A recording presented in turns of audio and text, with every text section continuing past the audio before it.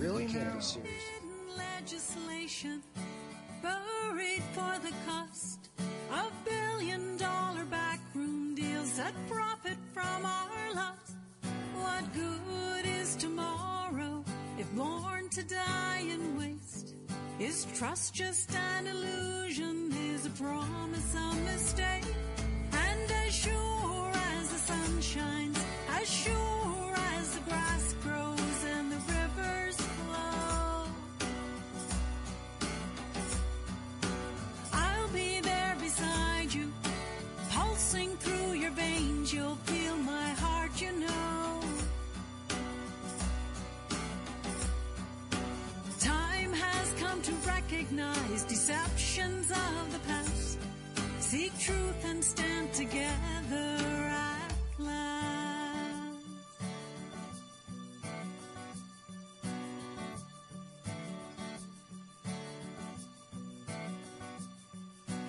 Sure as the sun, sure as the trees, and the rivers flow free, I'll be there, I'll be there, you can count on me. I'll be with you when we stand together at last.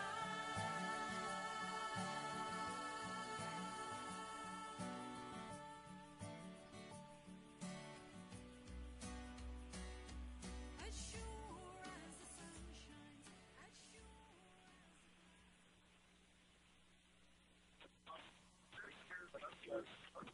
Hey everybody, Vince Easley here on UCY.TV with What Matters Worldwide in Bunkerville, Nevada, looking at some cows grazing along the river down yonder. Hey Chuck, thanks for taking the reins and guiding this vessel on down the river, brother. Appreciate you. No problem, Vince. I'm gonna really try to just stay out of the way for a little bit though, but I will add in the guys you want to bring in and all that for you. All right. Okay, I appreciate it. Do we have G. Michael Hoff on with us, the author? Not yet, but I can add him in for you. Yeah, bring him in when you can. And Max Wall, you have contact information for him, right? He contacted you, and bring him in anytime that he shows up, if you would, please, sir. You got it, Vince. We got G. Michael Hobb coming in. All right. So good to have you with us. We're going to talk about your book. I read the first one. You sent me the first one, the end. And number 2 is the longer. Hey, welcome, everybody. We're on live right now. Everybody say howdy. Hello. Say hi. Hello. Howdy. Hello. All right. Here we are in Bunkerville. Uh-oh, I got you, doggy, don't I? I'm sorry. Good girl. Good boy. Good girl. Okay. How you doing, G. Michael? He's not there right at the second, Vince. Hold on. Okay, that's all right. Just tell him to say howdy when he comes in. Well, here we are. It's a nice, breezy afternoon, and I'd like to thank Phyllis Sinclair for At Last. Really is it is an anthem for us to one day to say we can look back at where we squashed this tyranny that oppresses us today.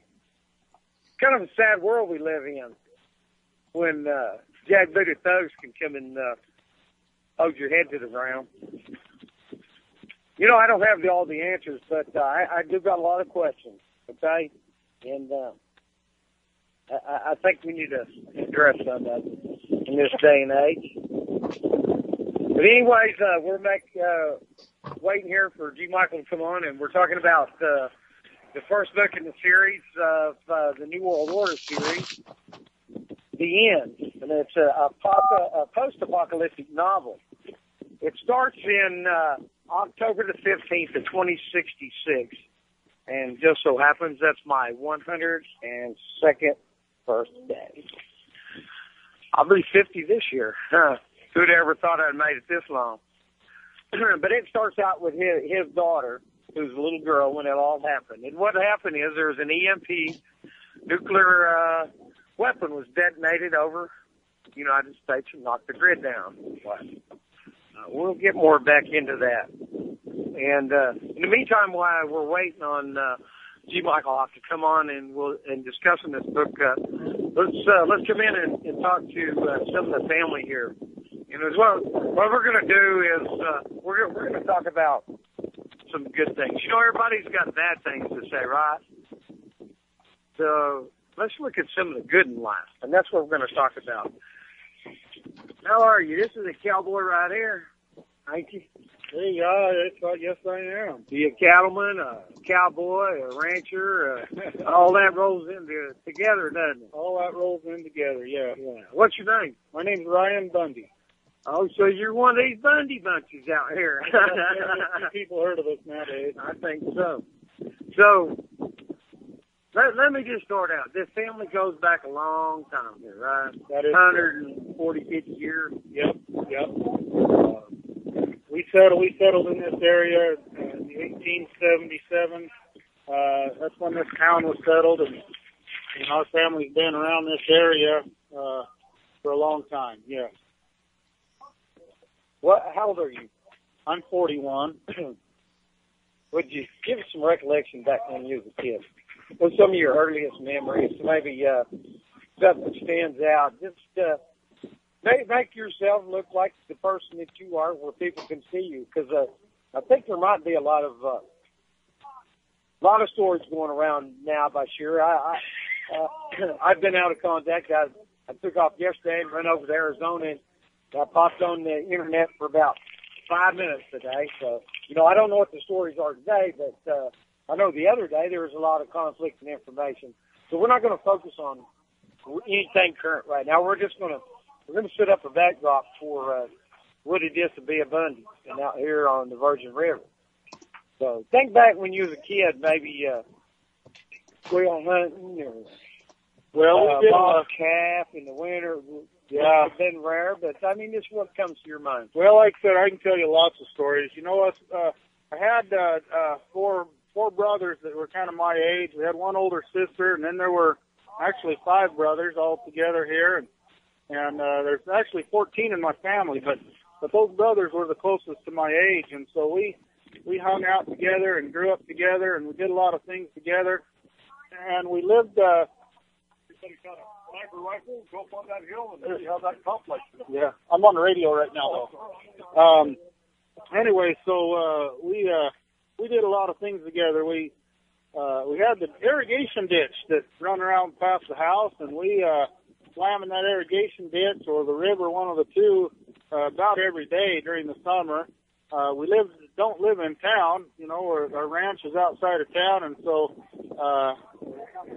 the brothers were our best friends. We were best friends with each other, and very seldom did we hang out in town or with other kids. We did go to school and so forth and had friends, but our best friends were each other. Go ahead. I'm sorry. I'm moving around. I'm sorry to interrupt you. Hold on just a minute. Let me swap around here to the other side. Thanks. I appreciate it. Okay. I'm sorry to interrupt you. All righty. We had a lot of fun in that ditch. We chased catfish up and down the river. We chased the carp as well, and we enjoyed life. I'll tell you what. There was a time where we was in town, and some boys from Las Vegas were up there. They were baffled. They thought this was a boring place. They're like, "What in the world do you do here?" We're like, "What in the world do you not do?" I mean, geez, you go to town, that's what's boring. I don't know, you get in town, and we didn't know what to do in town. But out here, there was never a dull moment. There was always 1,000 things to do. Let me ask you, you've been up to Meadow Valley Wash and seen where it had to have been, 500 years ago when the conquistadors were up here, the Spanish, and they got the Meadow Valley Wash on the right where I left it. You ain't got to worry about that out here. You can leave anything later on here.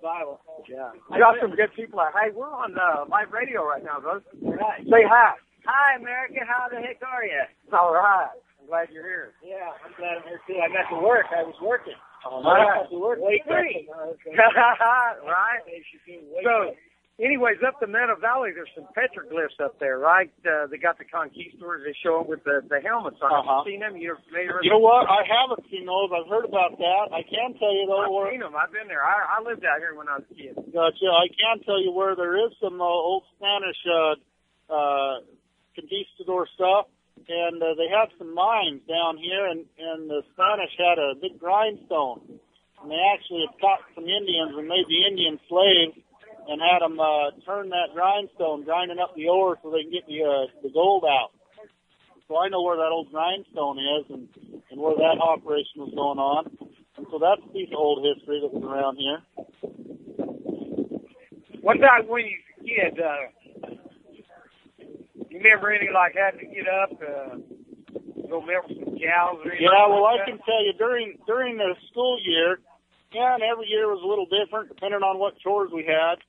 But we had early morning seminary, which was a religious study before school.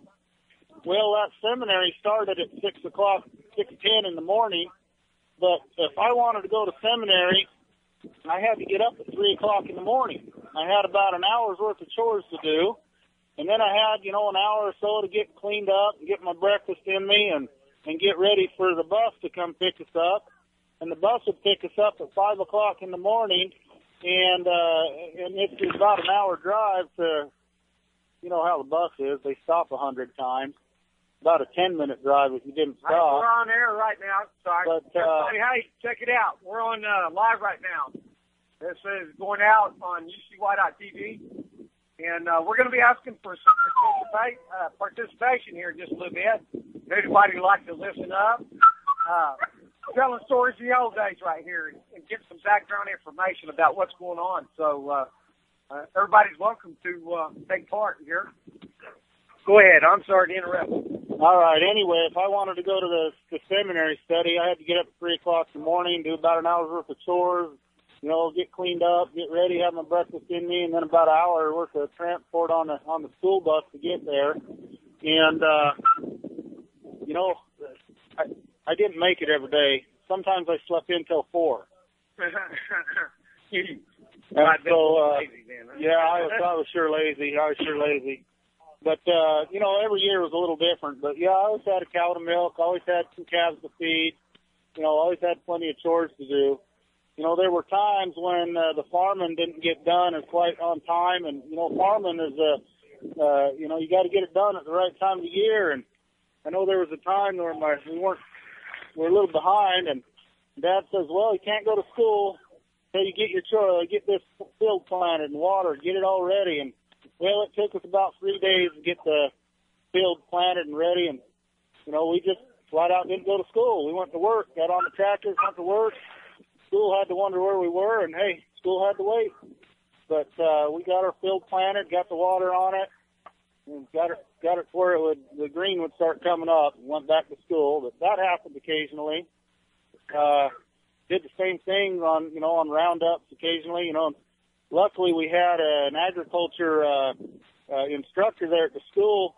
And what's his name? I bet I might remember him. Elwin Whipple was his name. Whipple, yeah. Whipple's a big family out there. Yeah, and we also had Mrs. Ruth there that's in the office that's taking care of attendance records. But, the school had real strict attendance records requirements. And if you missed too many days of school, then they wanted to suspend you and make sure your year didn't even count and kick you out of school.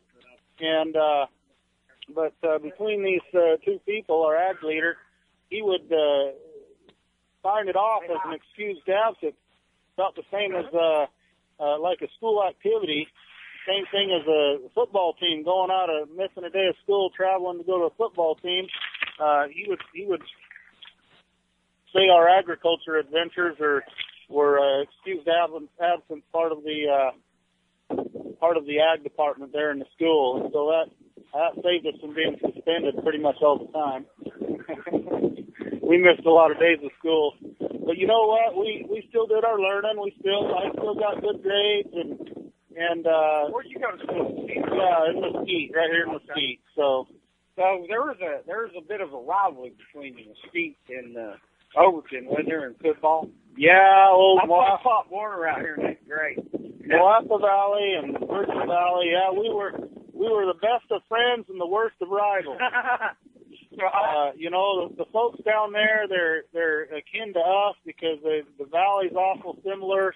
You know, the two communities are just alike. At least they were back in those days. And yet there's a school here and a school there, so we had to be rivals at the same time. So we were the best of friends and the worst of rivals. Hey, Vince. More than just ranching. There, you know, we're looking at farming out here. A lot of alfalfa. Just a second, Mr. Hop. I'll have you on in just a second, okay? All right, sounds good, Charles. Thank you.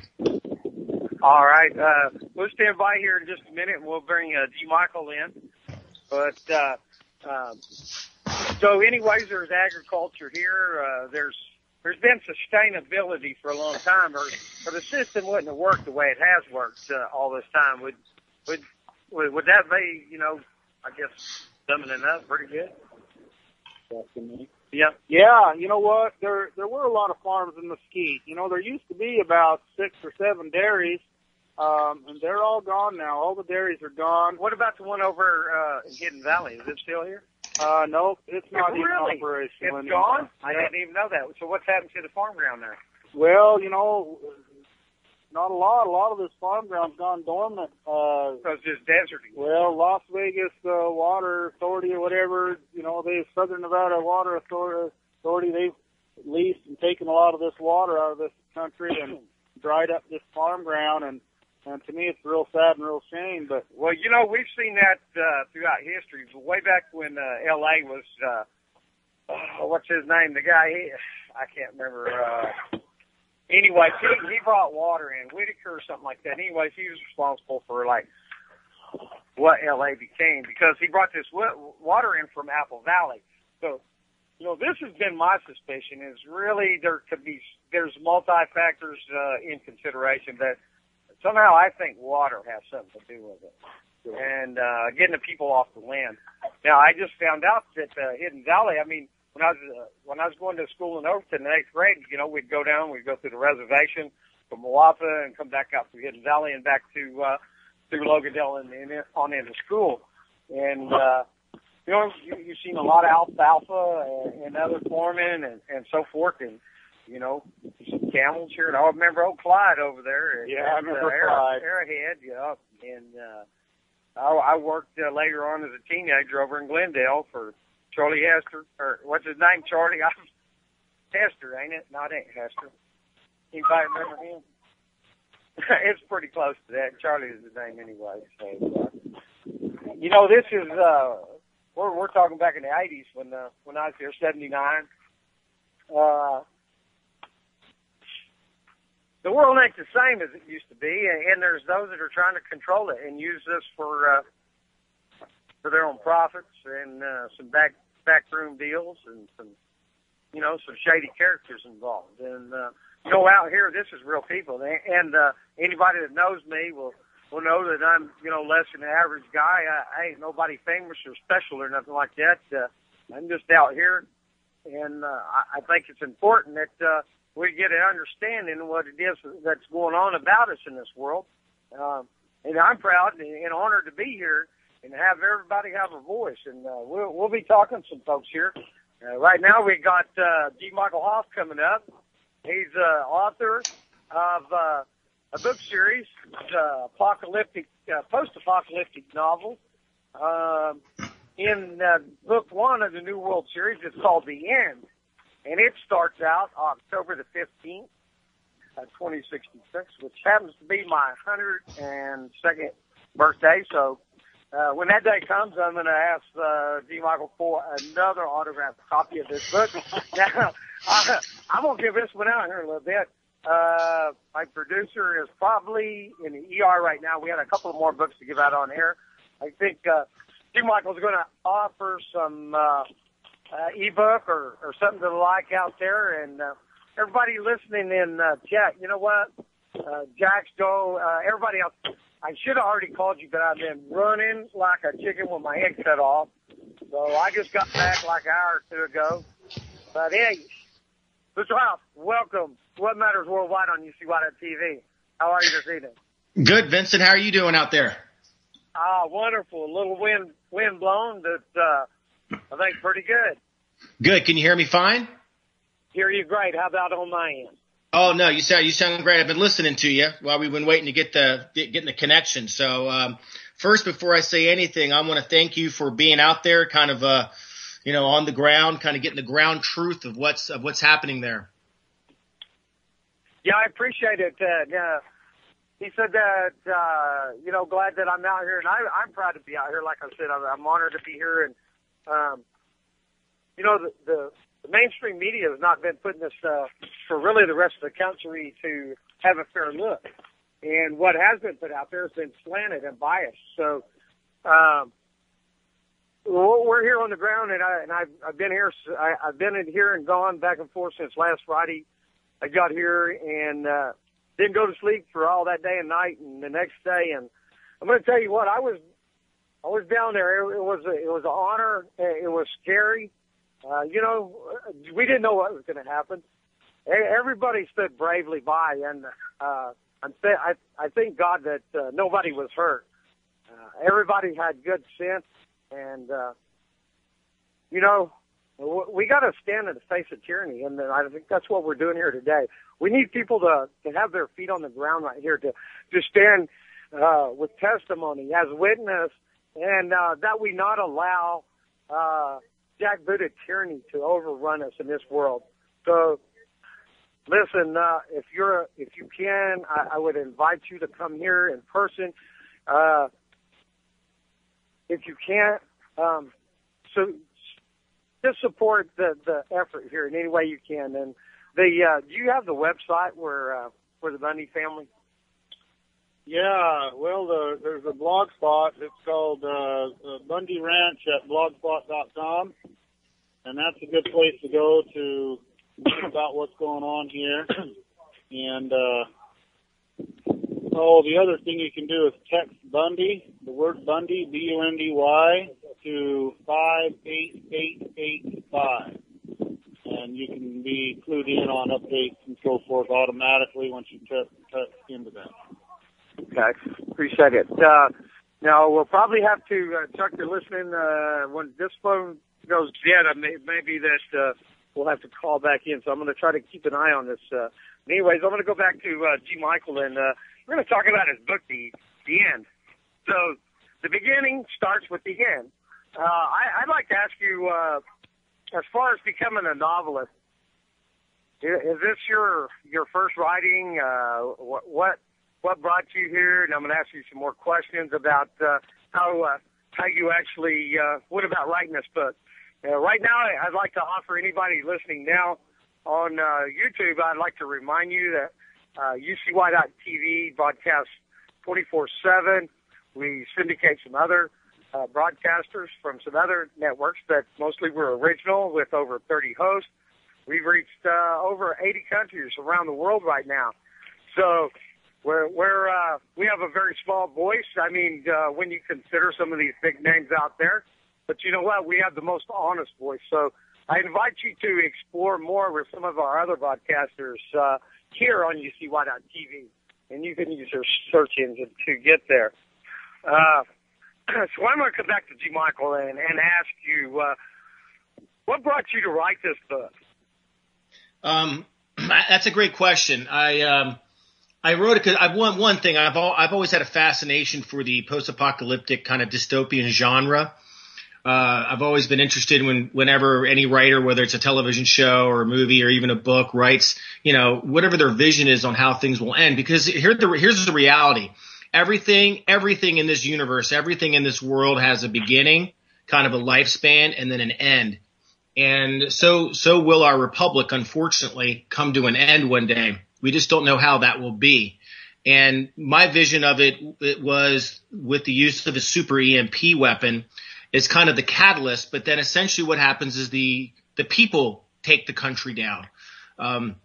Because if you look at any kind of a weapon that's kind of a grid down type weapon, if we all work together as a society, we wouldn't have to collapse. But I don't believe that's how things will go down if and when that kind of event occurs. I think a majority of the population isn't prepared They don't have the resources and skill sets. That's the main thing, is the skill sets to survive. And so what happens is that people will turn on themselves. Okay, let me just cap this here for a minute. So what we're looking at is a nuclear weapon has been detonated over the United States, and it is EMP, which is electrical magnetic pulse. It shuts down all the electronics, all the modern stuff. Some of the remember the old trucks, a '68 Dodge, you could open the hood and get inside and pull it down a little bit and then work on it when it was raining, right? Well, that's not the way mechanics work today, or the electronics, I guess. You know, my grandpa was born in 1980 as a horse trader. My dad, he had car lot, and when I was a kid, I thought I'd probably sell spaceships, you know. But we see the continuity of time.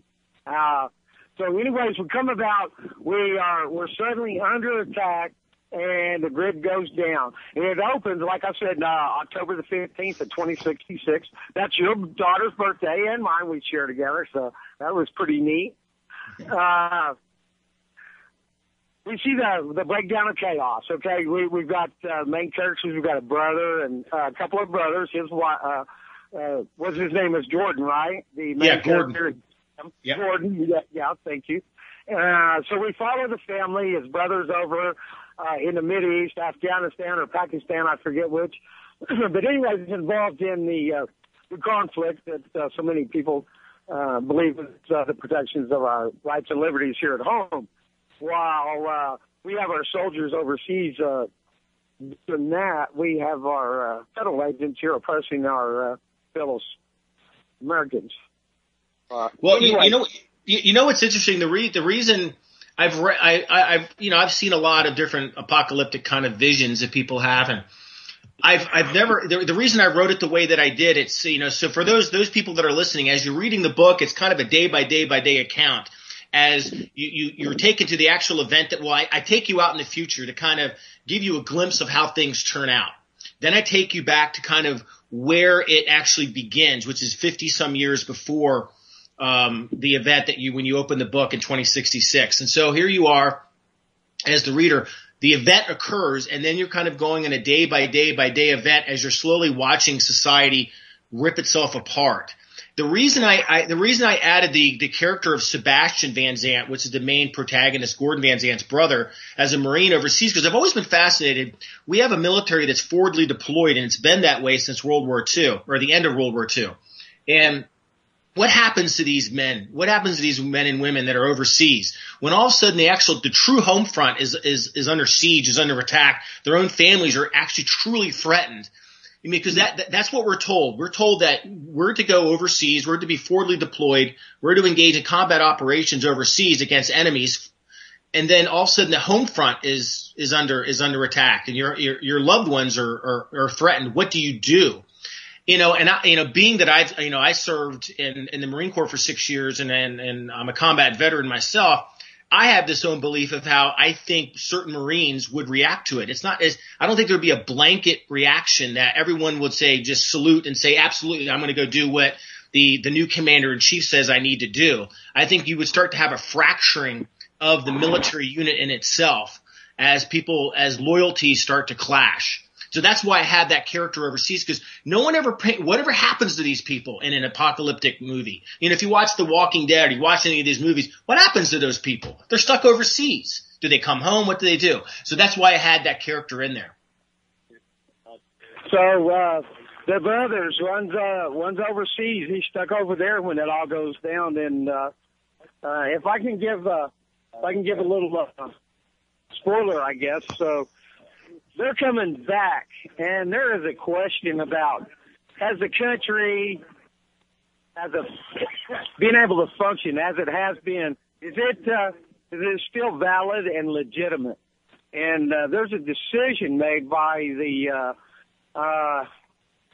what would it be, the fleet commander to, go rogue, to mutiny.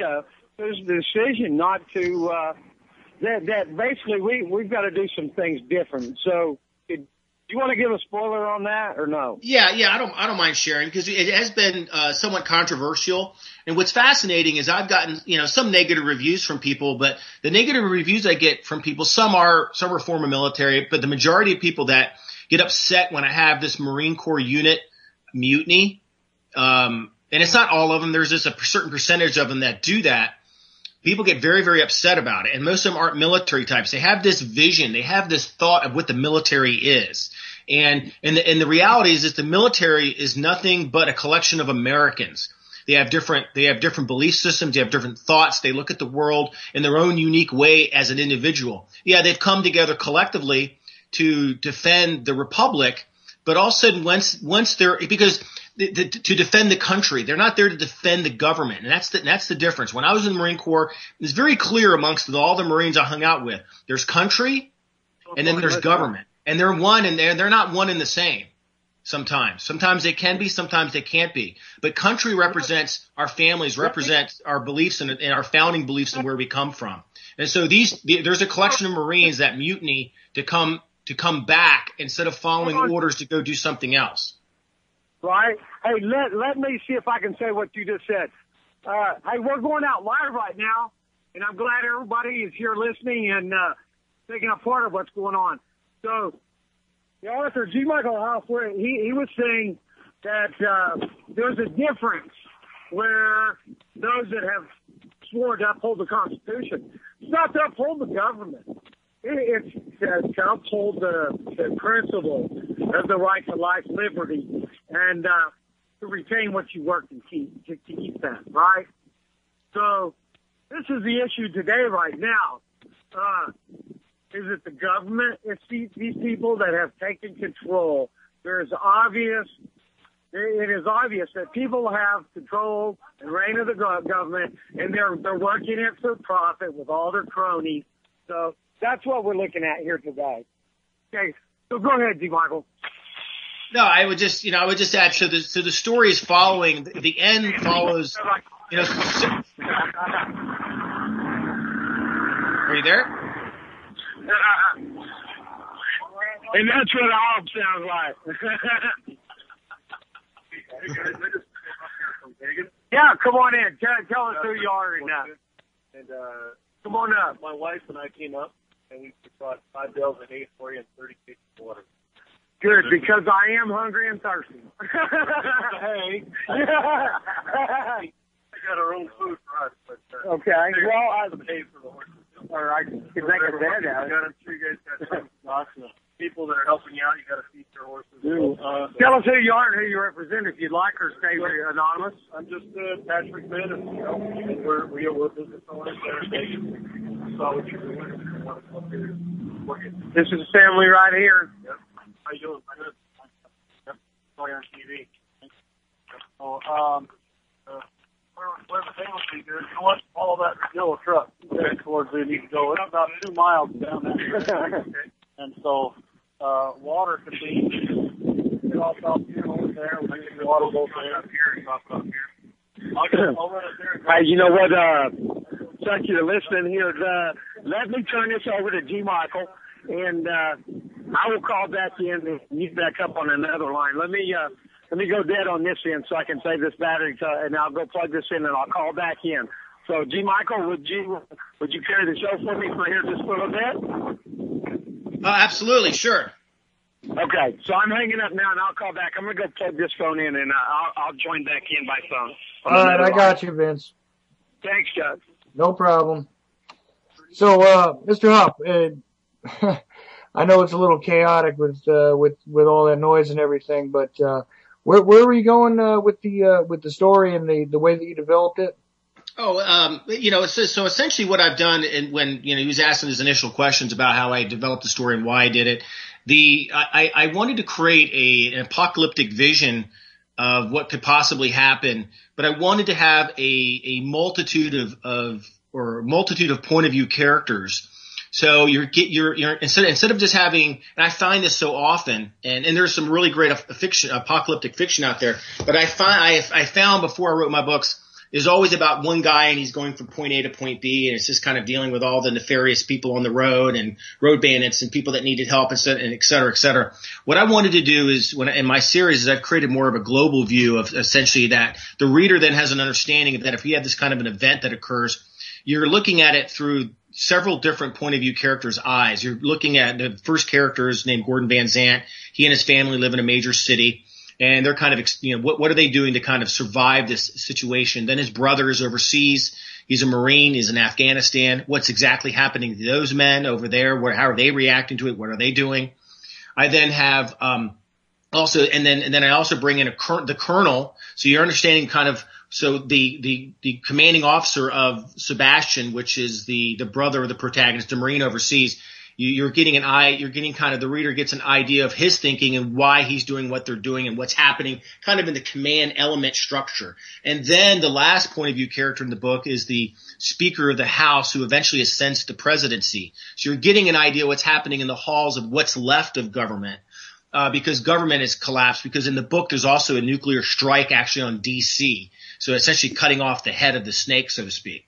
And so then your reader's getting this full, more kind of a bird's eye view of everything that's occurring. Well, I understand you're adding a whole bunch of texture to the narrative by creating various implements which are sort of devices for dramatic expose by the use of different perspectives. That's really fascinating. I wasn't aware that your book had that level of sophistication actually in its story arc. Well, I think you put it beautifully. Thank you very much. But yes, it's so you have these different point of view characters, and it makes it definitely a much more complex storyline as the story's going back and forth of all these different situations that are happening, different layers. Right. We have a caller. Hello, caller. Okay, I'm not sure if I've probably been talking over you guys. I'm sorry. I think we're going to try to set up the PA. Having a hard time for everybody to be able to hear her. Why don't you go ahead and I'll step back here for a moment. All right, we'll try and mute up, Vince, because the wind is whipping through too. Okay, let me get him to hit the mute on here. Can you hit mute on here? Okay, so back to what we were talking about there. That's definitely really interesting. I mean, you're not only providing sort of the background, but adding to the foreground with the characters there.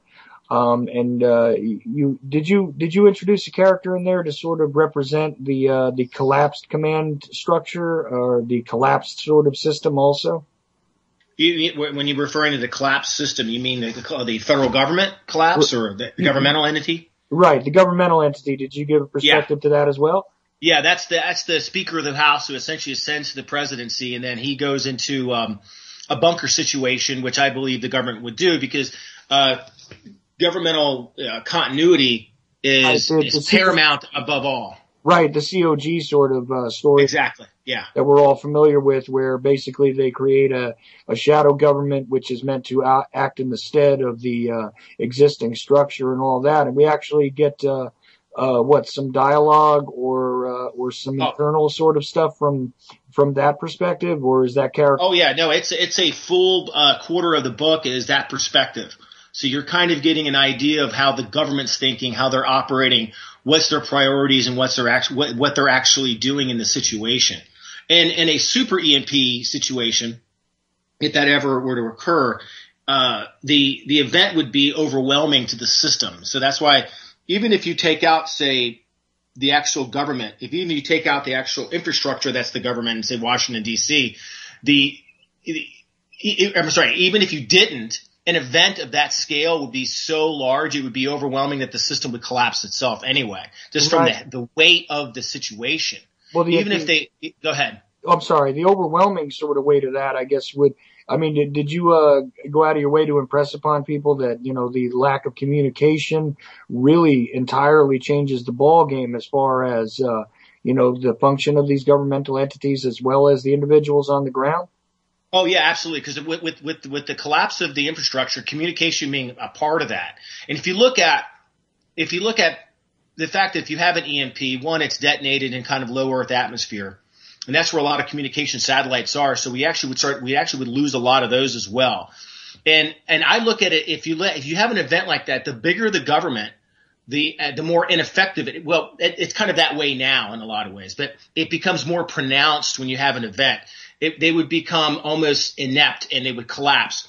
Therefore, the smaller the entity, say a local government where a mayor in a small town would have much more power and ability to react and protect and put in and implement things to protect his town, because you're not dealing with all the bureaucracy. The bureaucracy would collapse the system. Right, because the actual layers of infrastructure that are involved in having a larger bureaucracy, command and control things on the ground on a local level would evaporate.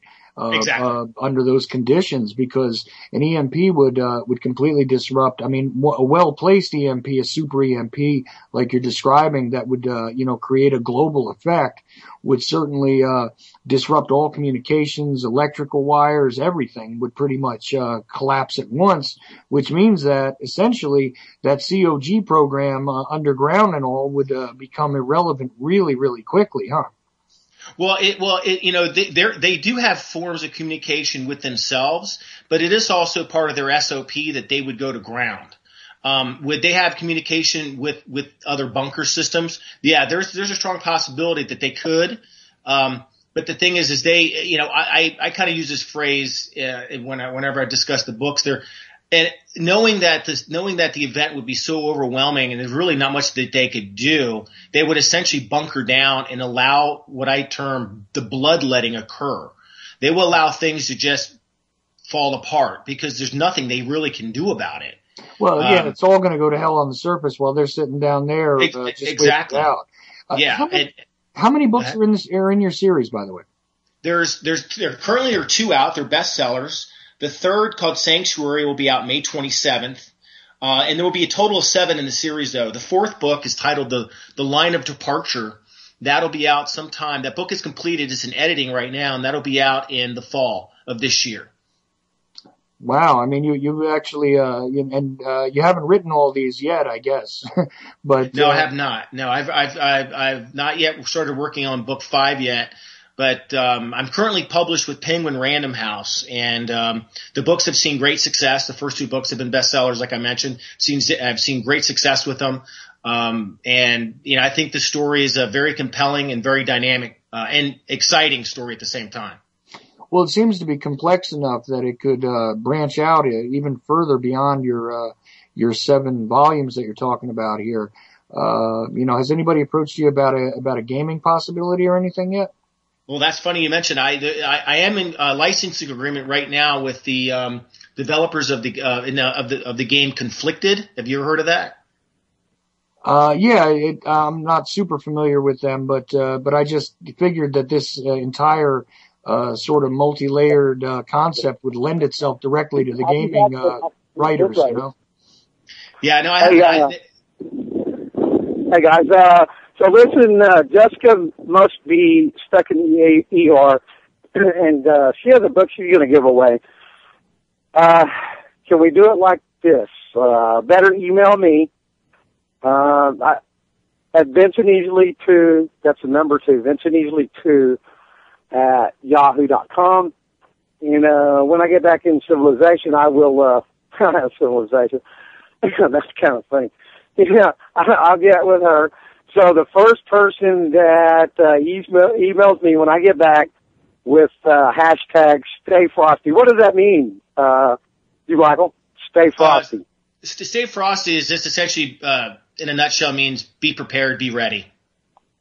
It's old military jargon that we used to use, So whenever you're getting ready to go do get into action, a hook and jab and that kind of situation, you tell your fellow Marines to stay frosty. Be ready. Okay, so what I'm going to mute back up, and I'm going to set up who gets this book here, and I'll give it back to you, and I'll come back and we'll tell you how we did it and who won.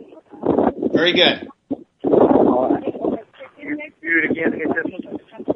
Yeah, to mute it again. Okay, so like we were discussing also, sorry about that. It's a little bit incongruous at the moment. But so you have a licensing agreement already for the series? Yeah, no, I have a licensing agreement with the developer of the game Conflicted. So it's a scenario-based card game. And what they've done, and actually that'll actually be full release of that on May 27th as well. That'll run in conjunction with the release of the third book, Sanctuary. And essentially they've just taken scenarios out of books 1 and 2, The End and The Long Road, and have turned it into scenarios for individuals to sit around, and then the scenario is presented, and you get to decide maybe what you would do differently than, say, the characters did in the books. Yeah, it sounds exactly like what I hear discussed on the Prepper Chicks program. That's it. That's the game. So I've linked up with those developers, and they've got it's called the Conflicted, the New World Series. Okay. That's excellent. That's really interesting, and I've always appreciated card games anyhow, and definitely those scenario sort of, I guess end of the world scenario scruples games are pretty interesting. And that's got a ton of possibilities, beyond probably 7 versions if you can maintain it, right? Well, the main series will have 7 books. That's where it's slated for right now. I am currently working on a spin-off series on one of the lesser characters in there that is an interesting female protagonist that I'm spinning off. And the name of that book will be called Nemesis. And essentially it's about this woman who has no experience at all. She's just an HR assistant living in a major city. Then all of a sudden the event happens, and then Lily has to, it's kind of a trial under fire for her. And she has to learn how to survive and live in this new environment, this new reality. And so the reader will be able to follow her as she kind of has to get schooled up pretty quickly. And some horrible things happen to her along the way. But you as a reader will be able to, you kind of go through her life as it changes from being something very shallow, existence that she has as an HR assistant to this woman who's now seeking retribution for some of the losses she's had in her life. Not only that, but the overall evolution, the internal struggles and the internal sort of realizations and I guess I hate to use the term epiphany, but I guess the multiple epiphanies that'll occur in that book. That sounds pretty fascinating also. And that one hasn't been published yet? You're just working on it now? Yeah, that has not been published. I'm just working on it now. My publisher at Penguin is interested in it, but we haven't gotten anywhere where that will go. So, but it'll definitely come out. I just don't know when that will be. But yeah, I wanted to create. There's so often I find sometimes these characters and a lot of these these other authors write, they're always preppers, they're always ready, they always have their stash and bunkers and caches of things. But what if we just took an individual off the street, put them in a situation and see how they react? Obviously, some won't, but some will. And I thought it would give people some people because there are people that read my novels. I mean, they've gone out and sold in such volumes that it's not just people in the prepper community. It's not just people in the survivalist community. There are a lot of different people from different walks of life that are reading the books. And the positive thing is a lot of them respond to me positively and say that it's shaken them to the point that they now want to make sure they have resources and skill sets to survive, which by the way was never my true intent when I wrote. But it's also adds value to me that the books are helping to do that with people. But I wanted to create a character though that that some other people would identify with that aren't necessarily preppers. Well, you know what? Speaking to that, what actually was your intent? I mean, were you just trying to sort of write something in the realistic horror genre mainly, or since you weren't after the sort of goal of getting the prepper community involved, really? Wasn't it, what was the actual intent in the beginning? That's a great question.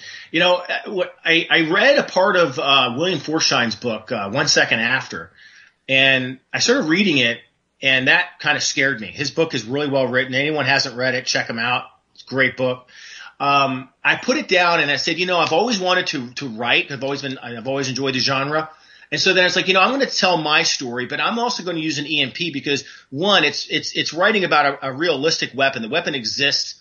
What it affects will do are still somewhat theoretical because we've never had one actually detonated in the modern age. So we really don't know exactly what will happen. I mean, there's a lot of pretty solid science behind it that say this will happen. If this happens, therefore these are the consequences of that. But I then wanted to have it because it did scare me. And so, my intent wasn't to go out there and just appeal to the people that are in the prepper community, but it's definitely a natural, organic relationship. And, I am myself a prepper, but my intention wasn't to go out there and just to do that. I also wanted to create a story that makes people aware in some regards, but also to provide entertainment at the same time. I know sometimes that can be looked down on, but, sometimes we want to read things or watch things to get the entertainment value out of things. So there's also, it is a story, it is fiction. And there are certain situations that occur, and people have to understand that it is fiction and that it is also for entertainment purposes. If any of that makes sense. No, that makes perfect sense. I mean, when somebody starts to write something, though, I just think it's worth noting what your original intent for the impact of it was, because we all envision when we begin to write anything, whether it be fictional or in the nonfiction genres or even historically based things or whatever else it is that we do. And sometimes these are blends of both, which it sounds to me like you started out with a very realistic concept and sort of took your feelings about what was yet to come and created a storyline which grew from there artistically, and you added just multiple levels of it. But it is often interesting to know what the core of that particular onion was, so that's why I was asking. Yeah. Yeah, when I first started writing it, I didn't have these different multiple point of view characters, but that happened because I felt that I always wanted to know what else was going on. I've read stories. I'm like, I wonder what's really going on. And I understand the reality of what other writers are doing in that way, because that's how you're living it through what the characters are going through. And the characters wouldn't know what's happening anywhere else because if communications are down, therefore they don't know. But I wanted to give the reader a greater global understanding of what was happening. That's great though, because the texture of something like that. I mean, some people do take and harness basically one single character in their arc and continue on utilizing just that particular character's point of view, and that is interesting to a point. But I think a lot of readers do get lost on that because they get a little bored with, well, gee, I already know what this character is going to do, or this makes sense, or oh, okay, that was a predictable turn. But when you have sort of multi-layered aspects running simultaneously, that sort of lends itself to a more mysterious blend for the fiction anyways, because it just seems like, to me anyway, my opinion, and maybe I'm just nuts, but the fact is, if you give me more than one perspective to look at, I'm going to turn to the next page just to see exactly which character I'm looking through next, or which particular instrument we're going to utilize to carry me through the story next, when I know that that my horses keep changing in a way. You know what I mean? Yeah, and you touched on two things, and I'll extrapolate on that. You touched on the fact that about how to get the pages to turn, and having multiple point of view characters doesn't enable the author to write a little bit more I'm trying to think, truncated in the essence that you're dealing with the characters. You can really just kind of talk about the kind of exciting parts of things, and you just hit and you jump to the next, and the book flows very nicely like that, and it makes for a very quick read. And that's pretty much universal what I've heard from people, the people that have read it. But you touched on the thing about being crazy. Well, the thing is, you're not. The thing is, anything that's artwork, whether it's movies, or even art, or even books, it's very subjective. I mean, people can be critical if there's technical issues with books, like if there's bad grammar, bad syntax, things along that line. But you like a book, you would like a book like the novels I've written, but other people may not. I have had people say, I wish you would just focus on Gordon all the time. And I could care less about these other characters. I've heard that before, but that's just a very subjective thing. That's just that some people just like those kind of stories. And I like my stories kind of fleshed out the way I flesh them out. Obviously, I'm the writer. That's why I did it that way. But there are some people that don't. Oh yeah, definitely. And, and the fact is that even if you wind up with a lot of feedback about one particular character, let's just say, you know what, that actually gives you an opportunity to switch it up, and you could even create something that's contemporaneous with the entire storyline, where you just sort of follow him through, and then it makes them have to buy both books in order to fully understand the story, even though each one can operate as a standalone in a way, you know. Yeah, So- well, each storyline can. Well, they're kind of not now, because the way I've connected the stories, that each point of view character knows there's like a 2 or 3 degree separation between all the point of view characters, and so they all kind of end up knowing one another as the series goes forward. Because when you begin the first book, again, like Vince was mentioning, it starts in October 15th, 2066, and there's an interview with this woman named Haley. And Haley is the daughter of the main protagonist, Gordon. But she's now sitting down for this interview to tell her story and her father's story in a new country called the Republic of Cascadia, which is up in Washington State. And so people want to, like, I've had people ask, well, how does she know about all these other characters? And it's because all the characters I've made it that all the characters know one another. They're all connected. There's a certain level of awareness of what everyone else is doing. Eventually, that's how come she knows in the year 2066. Ah, okay. So what you're really doing is providing like an obvious sort of foreshadowing. Yes. That, listen, at some point all of these people are going to have to cross paths, and they're Exactly. going to have to interact. Well, that's an awfully, I like these ideas, man. These are really sophisticated sort of storylines that I certainly appreciate anyway. I think Vince might be joining back in. Yeah, let me break it in with you guys. And we have a winner on this end for Deacon Michael Haas book, The End. What's your name? Richard. Are you going to read this book? It looks like a good one, huh? Yeah. Okay, you're a winner by selection. This is young man. How old are you? 13. 13. All right. Are you a prepper? A what? A prepper? Yeah. Who needs somebody that's prepared? So, for anything. He's prepared for anything. So stay frosty. I mean, Well, he might be after he reads that book, right? Exactly. I said he might be after he reads that book. Listen, okay, what I want to do now is offer, you have like, how are you going to do this, Michael, with a Kindle, ebook, I can give away three Kindle downloads to anybody, and the beauty of Kindle is that you can get the Kindle app.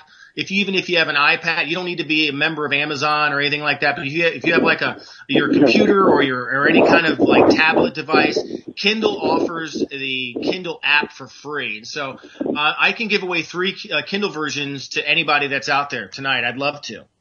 Okay, so what we're going to do, we're going to get you to give your email out, first 3 people to email to you with the subject line, Stay Frosty.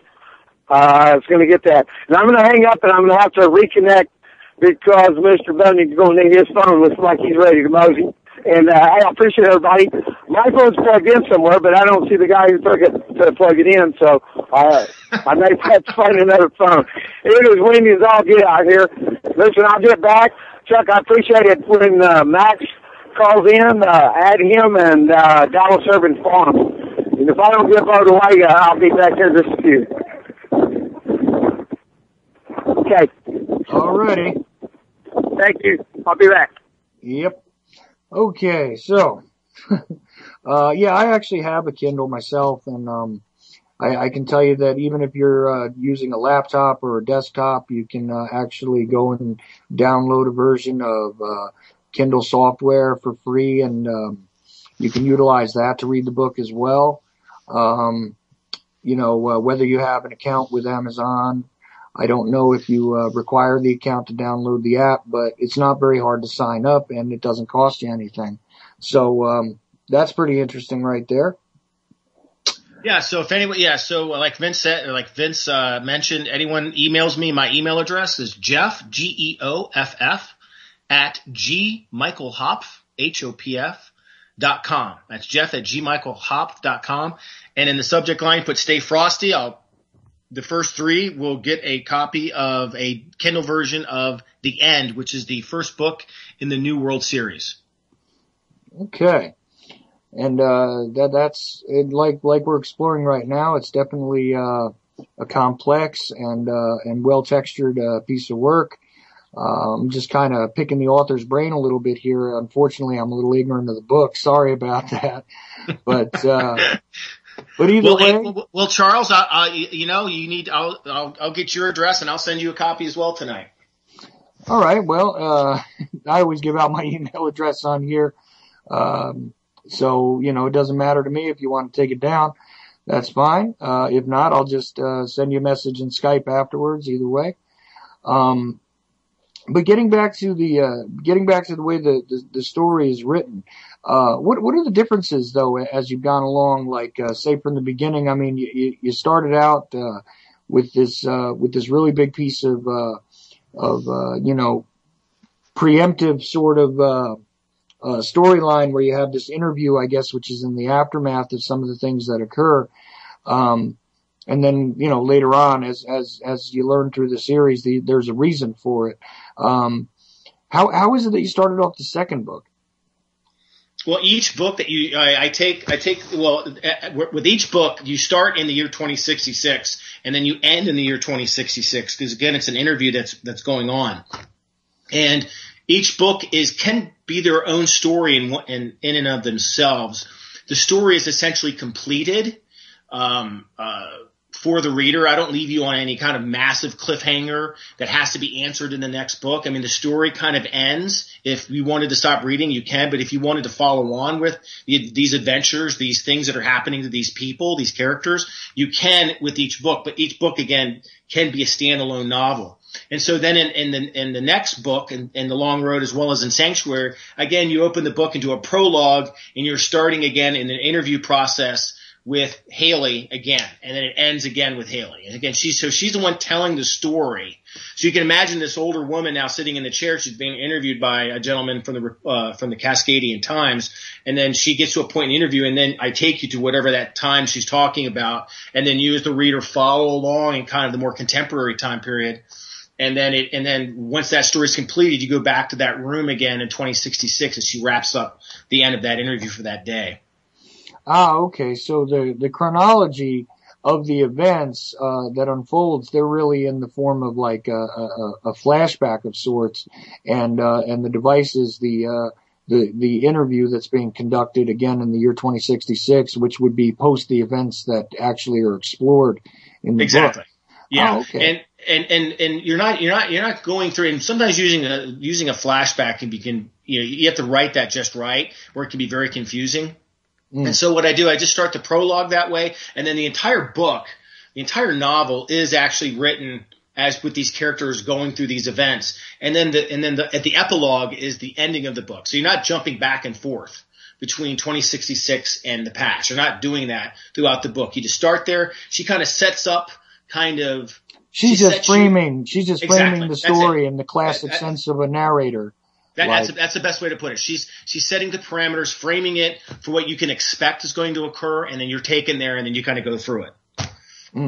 Yeah. Well, you mentioned that there were a few critiques of it. I'm wondering if you wanted to address any of the ones that you've come across more than once. Well, I kind of addressed, one when Vince mentioned the military aspect of it. And, in the first book, I have a certain number of Marines that mutiny. And I've had some nasty emails. It's hilarious, some of the stuff I get. And the thing is that I don't get bothered by it. I'm not upset by it. Everyone has entitled to their own opinion about how things are or how they think things would be. And I do tell people to lighten up a little bit. And it's only I would ever say is that it is fiction. But see, that's always been a contention of mine, is that, people that get, all sort of bent out of shape over what is clearly a fictional construct, which is, something that is, purely, a product of the imagination of the author. You could imagine anything. It doesn't mean that, you're sort of, supporting all of the things that you've imagined here as different plot devices or as sort of useful, points of connectivity between characters and things like that. I mean, obviously when you say that, a lot of, like, let's just say, for instance, and again, I'm being ignorant about the book, but let's just say that a lot of characters will meet each other in one way or another, sort of on a field of battle in an adversarial way. Obviously your statement is not that you want the world to look that way. Or, I mean, it's just kind of crazy. I mean, even those of us that do believe that, eventually, perhaps sooner than rather than later, that all of this sort of, inflated reality is going to have to collapse upon itself by the weight of it. Even those of us that believe that don't necessarily say that this is what we desire. We don't necessarily desire the bloodshed and conflict that we can imagine. So I think that's useful to note as well, right? Yeah, no, and you actually touch on a lot of good points there, and it's actually, because there's a scene where the protagonist, and by the way, the protagonist isn't in some regards, he could also be the main protagonist. He could also be in some regards as an anti-hero. I mean, he's not the guy in the white hat all the time. I mean, he's just a guy like you and I. Sometimes he's making tough decisions under a lot of stress, and sometimes they're not the best decision. Sometimes taken if you were to judge him in a morality scale in today's world, it could be pretty harsh, but in a post-apocalyptic world, well, then that's completely different. And so, but there's one instance where the main protagonist does something and it's hardcore. But he does so from his intention is to protect somebody else, so someone else has to perish. I don't want to get too many spoilers away, but I received some horrible stuff from people. It's essentially saying that I advocated murder, and I'm just like, when you said it's like everything that I write is an advocation of that. It's just I'm writing and by the way, when you're writing fiction, you want to create things that are dramatic. That's the concept behind it. And just because you're the visionary writing it doesn't mean you actually believe that. It's just like if you have a character in your book who's a cannibal, doesn't mean I advocate cannibalism. It's just that's just what exists in the world. The world isn't necessarily a black and white kind of a thing in my eyes. I think there's a lot of gray in the world, and therefore the characters are kind of like that. Right. Because there's just not this definitive, because you're this, you're that. I don't box my characters into these strict caricatures of what they're supposed to be. They're individuals that have their own beliefs and thoughts, and they'll react to different tense situations in a way that some other people may not. You might disagree with it, but doesn't mean that so it's a very interesting thing. When I first wrote the books, I knew not everybody would enjoy it. I mean, fortunately for me, 9 out of 10 readers do. That's why the books have gone on to be successful. But at the same time, I knew there would be a certain percentage of people that didn't like it. But some of the response I've gotten, I mean, just hate mail. It's insane. Yeah, you'd be surprised how you can elicit emotion from people. And really, it's more about them and what actually makes up their guts than necessarily what came out of your mind onto the page, Oh, of course, and that's why I never really take these things personal in a way. And I do know that these things are, and again, when you mentioned earlier, these things are subjective. This is their opinion, and when they get vocal about it like they do, it's more of an insight of who they are as individuals than what I had done. I mean, they're giving a glimpse into who they are as an individual, more than what I've ever written. So, and I don't take it personal. Everyone has a right to their opinion, but I have received some stuff that's pretty shocking, and I wouldn't want to share it just because I don't want to promote. You don't want to encourage it, yeah. Yeah, I don't want to encourage it. It's just, some of it, it's been immature, but again, people have every right to conduct themselves that way.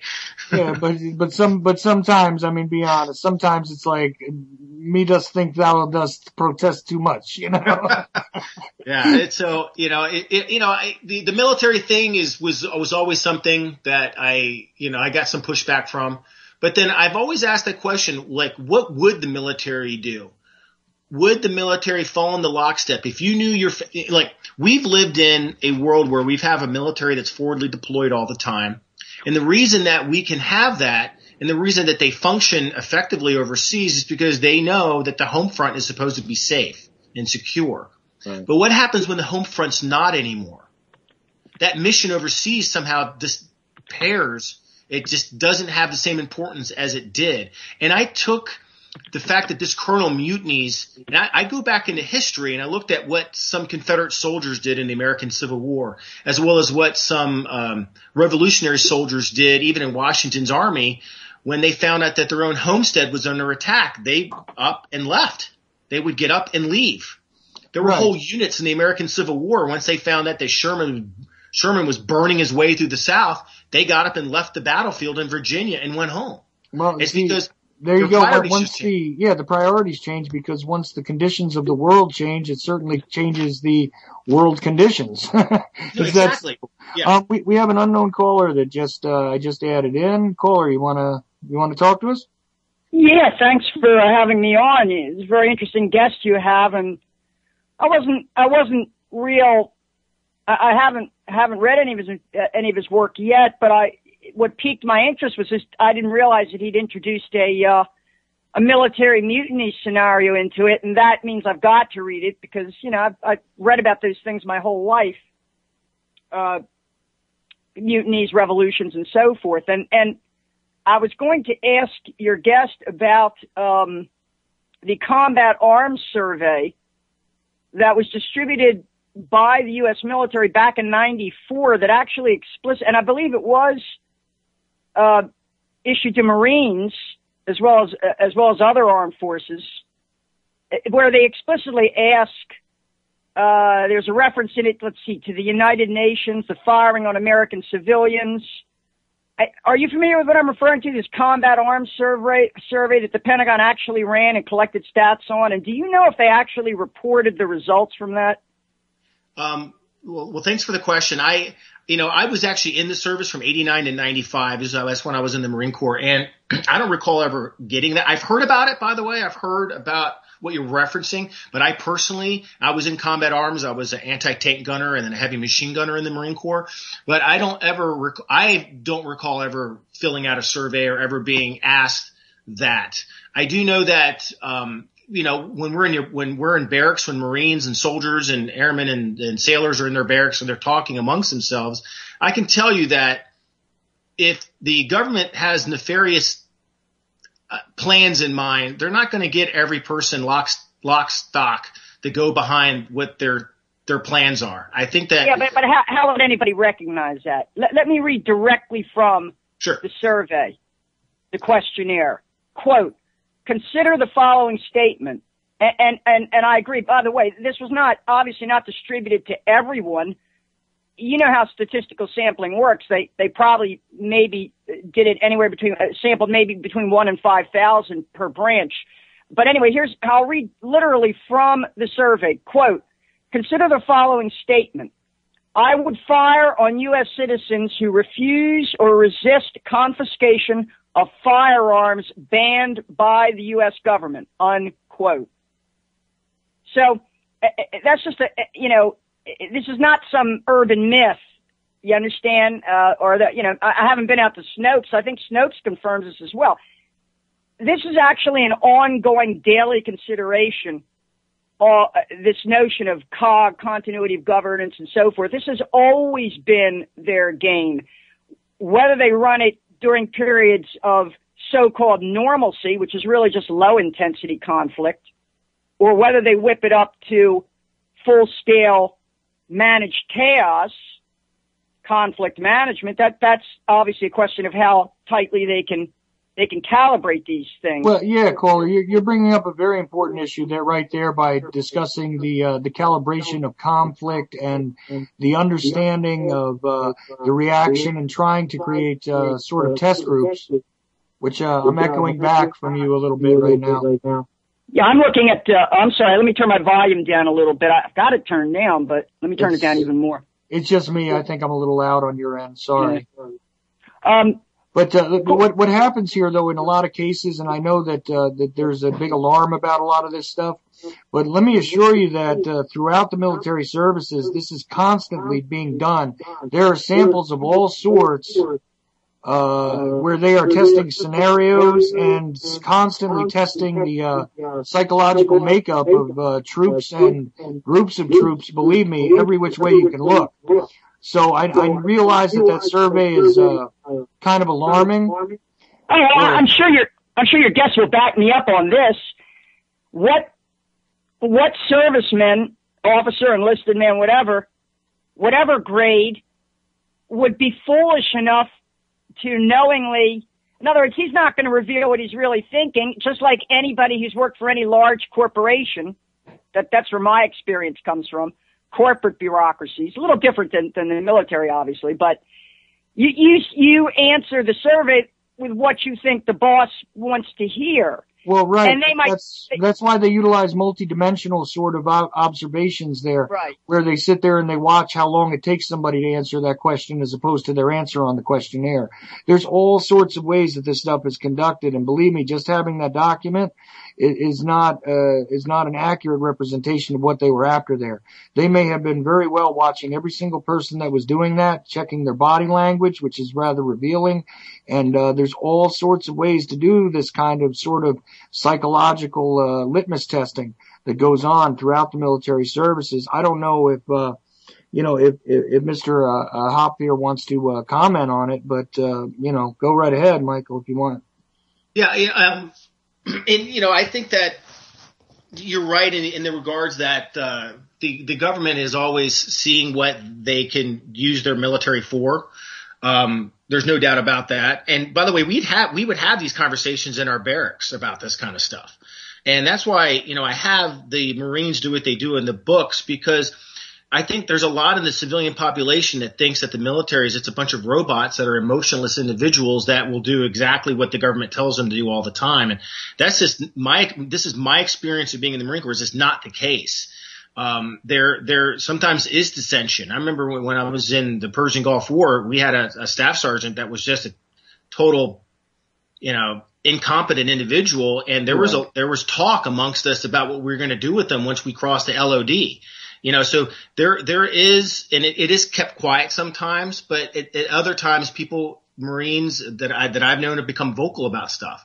So while people are, and by the way, we should be concerned. We should always be vigilant against what the government is doing.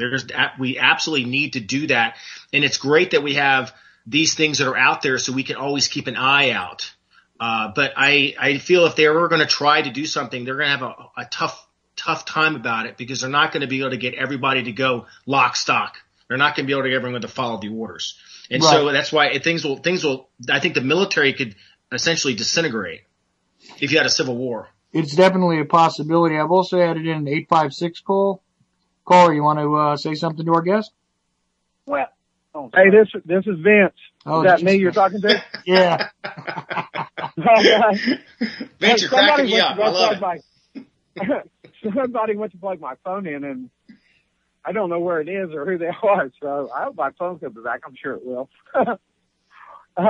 Listen, I'm here with a fellow host from Alternative Radio.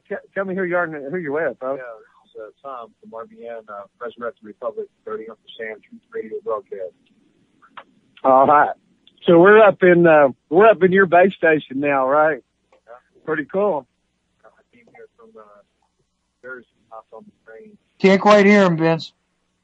Yeah, I got on the train, got food for it, and then had to stop in Elkhart, Indiana, then take a truck, then an RV. 2,500 miles later, I finally got here last night. When I was pulling out of the train station, I heard that the BLM backed down. I knew better. I knew better than to just turn around and go back. So we kept coming. We have some research that we're sharing with the Bundys that my partner Bruce Ray Riggs and I have done. It proves the unlawful jurisdiction that they're using to do all this stuff. We kind of I explain it like this. It's kind of like that the trailer's on fire and you're pulling it, and it's that linchpin that you can pull. If you can pull that pin, you can get rid of it all. If you don't pull the pin, it's going to blow up and blow your keister off. Well, that's the research that we have. In 1868, 11 states delegates were forced out of the ratification process of the 14th Amendment at the force of the end of the gun. That usurps the constitutional authority that was given to them by our founding fathers. All jurisdiction that comes after that is null and void, and that is a fact. Now we can sit here and call it a conspiracy theory. I have proof. I have evidence. We have documentation. We have period documentation. We have all our research on our website, resurrecttherepublic.com, and we break it down and we attack it from 6 ways around.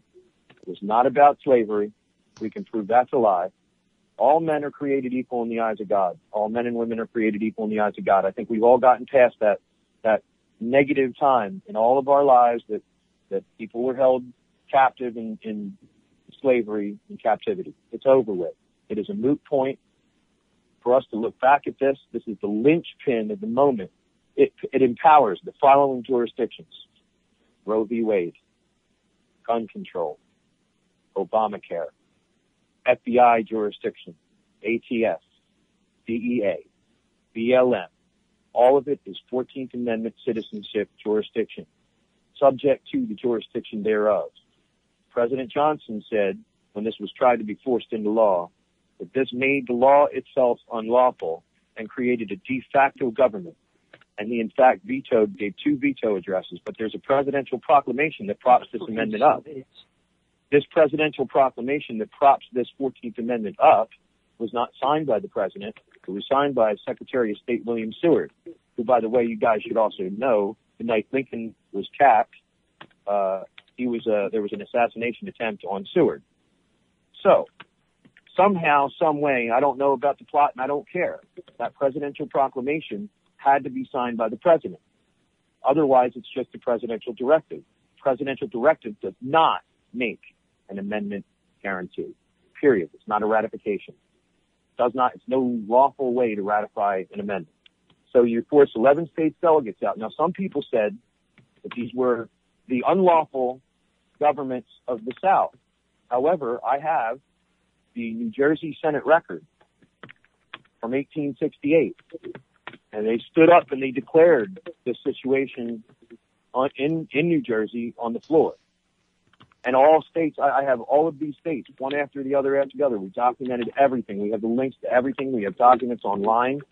You go to resurrecttherepublic.com and click on Dirty Uncle Sam. The Dirty Uncle Sam tab is all our research. So that's what I got for you guys.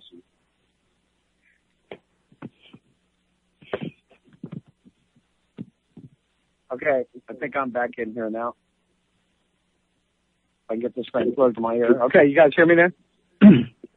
So, your previous speaker essentially is denying the validity of the 14th Amendment and presumably every other amendment to the Constitution since then. Is that correct? Well, yes, since then, yes. Since then. Well, after 1871, I believe it was, where we go from 13th, 14th, 15th Amendment. Basically, how about the 13th? How about the 13th? The 13th Amendment that ended slavery. 13th Hold on there. Amendment, that was taken off. Okay, yeah, that one is hidden. Basically, really, the Constitution that stands now is for the corporation, the United States of America, and it's not the Constitution for the states that were united. That is America. So we're now the United States. We used to be America, so there is a difference. So basically, guaranteed a republic. Yeah, we don't have that type of corporatocracy. You mean the original? Caller, who is this? Who is this caller? You was in there when I got back in. Who is this? I'm from the Baltimore area. Okay, what's your name? Lynn. Hey, Lynn, I'm Vince. Nice Vince. Talking to you. Okay, yes. You go ahead and. Well, I don't want to. I didn't want to get into a. Go ahead, Lynn. Go ahead.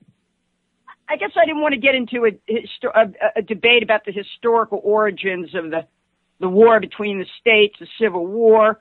It's a shame because if you don't get involved in history, you're doomed to repeat it. Well, right. We have more immediate and pressing issues as far as I'm concerned. It's useful to study, but empowers the BLM. Yeah. The jurisdiction that empowers. Exactly. Yeah, I know, but I think that's going to be resolved none of this is going to be resolved in a courtroom anyway. You're going to have to hang that. You're right about that. Yeah, Lynn. Hold on a second. We got to understand. No, Lynn's right. It's not going to be reserved in a court because it's a court of their own power. It's I'll tell you something else. BLM, I'll tell you something else. Standing up for the Constitution? Before you had United. I'm not. But hold on a second. Most people out here are standing up. Exactly. How old is that document? And then you're going to tell me that you're not going to stand up for something about history. Exactly. You exactly. Very good point, right? Found out where they went us wrong, where they double-dealed us. And before that we were living in the Garden of Eden, is that right? Before that we were living in the Edenic United Utopia. It was called a republic.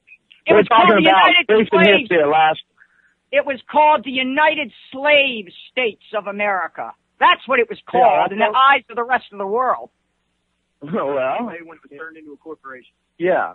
That's all it ever was until they passed the 13th, 14th, and 15th Amendments. Now, it's true, as writers like, say, David Kopel and other libertarians have argued, that in freeing the slaves, allegedly, they basically enslaved everybody else. Of course, that's what they do. They never freed anybody. They never freed anybody. Well, you'll have to ask the slaves about that. Hold on a second. You'll have to ask the slaves about that. I don't have an opinion on that. I'm not going to yell over you, but I'm going to tell you the truth. And when you tell something about history that's incorrect, I'm going to correct it. My family was a part of it. It's a part of our record. Now, this is what happened. Lincoln freed the slaves in the South to destabilize the South. And Lincoln said, and I quote nearly, if I could free some of them and not some of them, I would do that. If I could free none of them, I would do that. If I could free all of them, I would do that. I exist to preserve the Union. He, in fact, said that the slaves, he thought that they could never, he thought the slaves, they could never integrate with the white race because they didn't think you were subhuman and they couldn't. Lincoln was the worst racist. He was a racist. The war was not about slavery. If people want to still believe that lie, I'm telling you it's a lie. It was about states' rights, and it is a matter that's going on right here, right now. It is the jurisdiction that empowers the BLM, the FBI, the ATF. I have researched it. Go to my website and you read it. If you can discount one thing, one piece of my evidence, I will debate you anytime, anywhere. But you read the evidence first and you look at it. Don't come at me if you don't have the facts. Go to resurrecttherepublic.com. Click on Dirty Uncle Sam and you look at it. This is a jurisdictional fight. So far beyond your silly little ass Constitution, which never meant a damn thing anyway. It's so far beyond that. Wait a minute. Let her talk. Go ahead, Lynn. Go ahead. No, you got to listen to people and we got to listen to each other. The real reason why Lincoln issued the Emancipation. The real reason. Go ahead, Lynn. Why Lincoln, as a savvy politician, the real reason why he issued the Emancipation Proclamation, which, as you say, freed only those slaves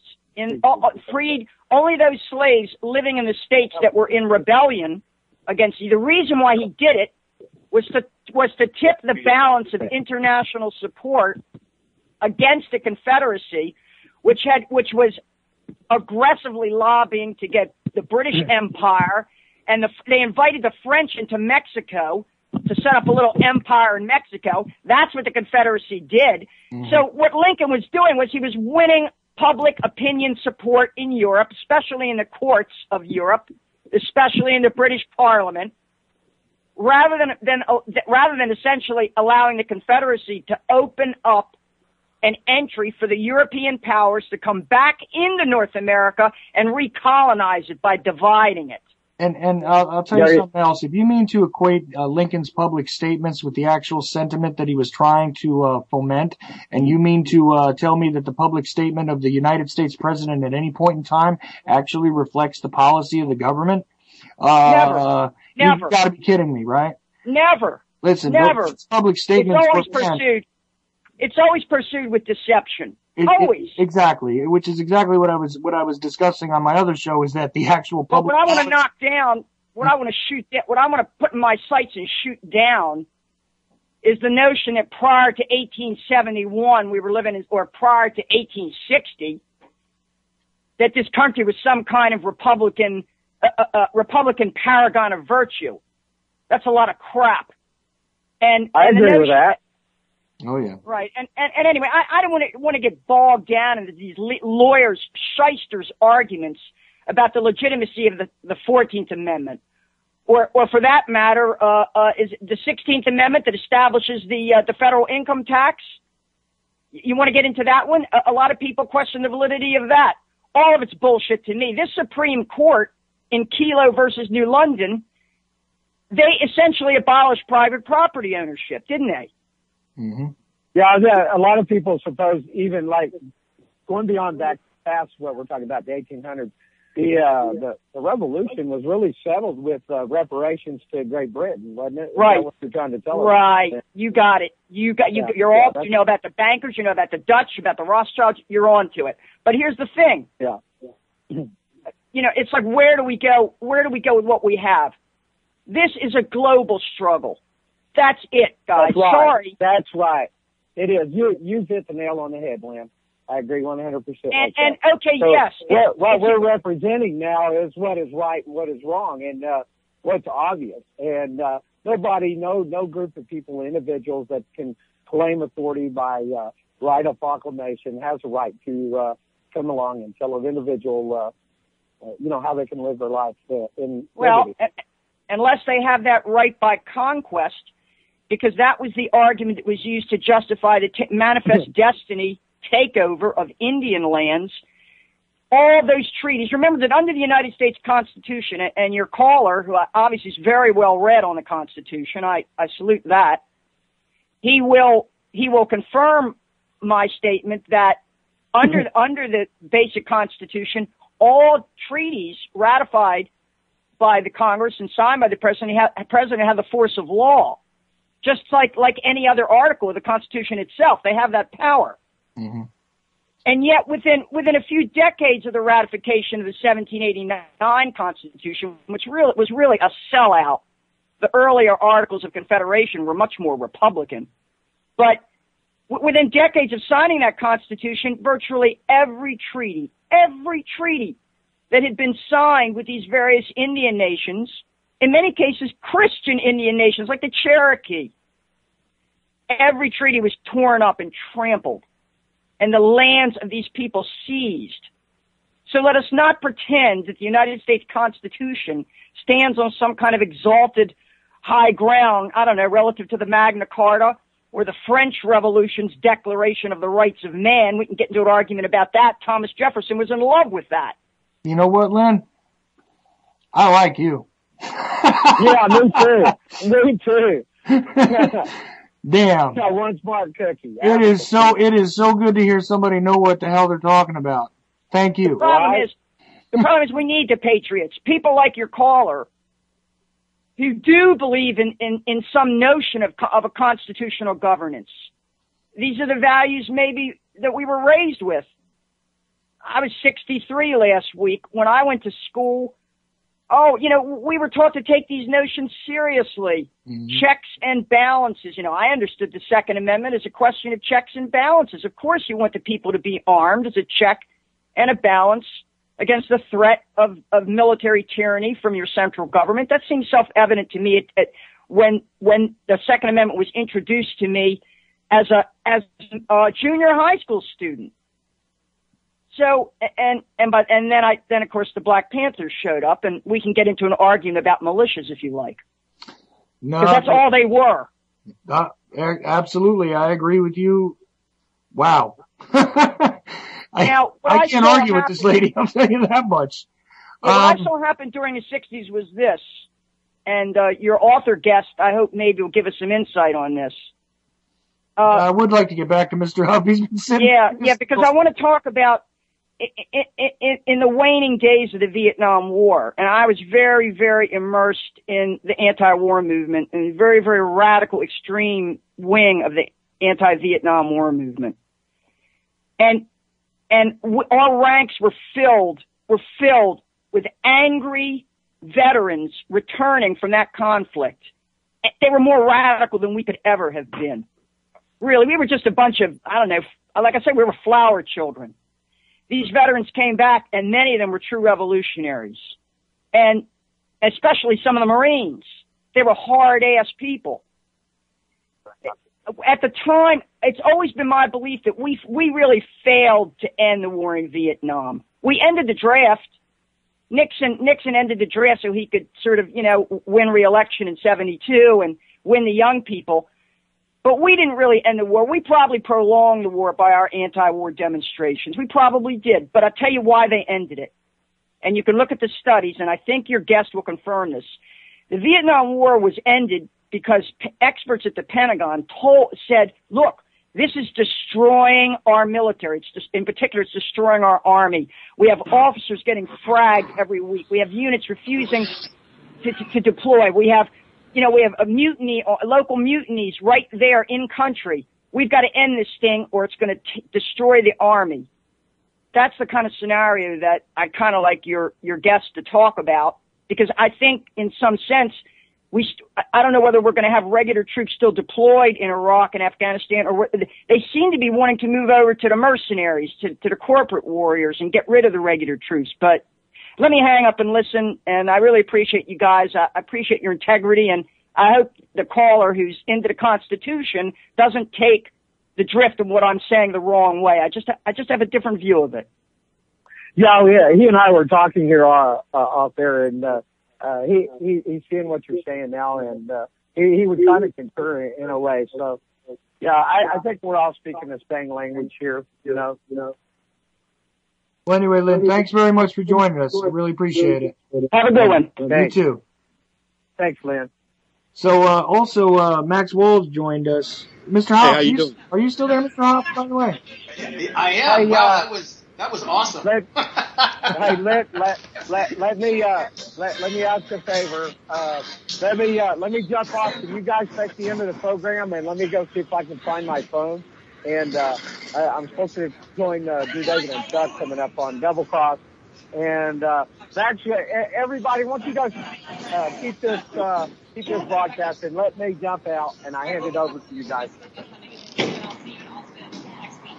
All righty. So, Mr. Hopp, you enjoyed that little bit of spirited debate there, huh? Oh, I love it. Oh, I love debate. Debate's so healthy. I wish more people would just sometimes listen to other people, and you'd be surprised what you can learn and who they are if you allow them just to talk. That's so true. That's the thing. So, Mr. Wall has joined us now, and of course, Vince has kind of stuck me here without an agenda or anything. And I'm faking it here with you guys, to be honest. And you're doing a wonderful job, by the way. You really are. I'm trying. He just, notice he jumps in, he jumps out. I don't know what the hell's going to happen next, but here you guys are. So Mr. Wall, why don't you help me out and introduce yourself a little bit? Yes, sir. All right. Hey, look, first of all, gentlemen, I would like to apologize for my having taken so long to get on this call. I'm in the restaurant with my team, and you know how things go when you get in there with food and drinks. So what specifically has been going on in this conversation that I need to be updated on? Because I got on when y'all were talking about police being fragged, so it sounds really epic. No, it really wasn't that big. There was a little bit of an argument over the Constitution and the validity of the document and exactly how strong, but that kind of rose up out of nowhere, just because, we had a caller that commented on this sort of survey which was handed out among the military servicemen at one point, asking them sort of those, scruple questions about what they would do in this scenario and that. And I responded to that a little bit. And they were tough questions, and I think that mainly grew out of the fact that we have an author on here who's written several books that sound interesting to me. I've never read them, but they're definitely written really intelligently. That's for sure, because this man would not have answered the questions the way he did for me without having really structured an interesting novel for sure. But they are fictional books, and he happens to have a background in the military. So that just about brings you up to speed if we remove a little bit of the chaos that occurred in the broadcast. Well, all right, then I guess my diatribe is going to be refreshingly novel and different from what you guys have been talking about. Excellent. Okay, so I'm with a company called Dallas Urban Farms, and you know what? I'm going to actually try and make it somewhat of a segue to what y'all have already been talking about, because it sounds like the people who have been speaking thus far have been very minded and perspectived. So let's go with that. Dallas Urban Farms, we embrace the power of the individual. We want everybody to be able to choose exactly what it is they consume and to be in control of that 100%. At the risk of making things, sound like a sales pitch, I'm really just going to talk about the passion. So we, as a family, myself and my wife and our children, we had no idea what we were consuming in this country. and it turns out that it's mainly poison. I'm not really 100% sure what the military is being supplied with, but I imagine with the U.S. government being in charge of it, that it's somewhat similar. Is anybody in possession of a specific opinion on that? Well, I know I am. I'll tell you this, that the actual infiltration of genetically modified and chemically altered food seems to be prevalent throughout the food supply, and it's done nothing but damage, in my opinion, but it is one of those seemingly inescapable sort of omnipresent poisons that permeates the entire world, it seems, at this point. Obviously we could talk about the overbearing large corporate entities that perpetrate this kind of stuff on us, but it is sort of a sickening feeling that, there is virtually nothing that one could eat unless they, grow it themselves to escape the poisons, it seems. That's my viewpoint anyway. Yeah, so, Mr. Hop. I'll add this. You were talking about what the military eats. I know when, in my 6 years in, we'd always joke we're at the mess hall whenever chicken was served. Literally, the size of the chicken leg looked just like that.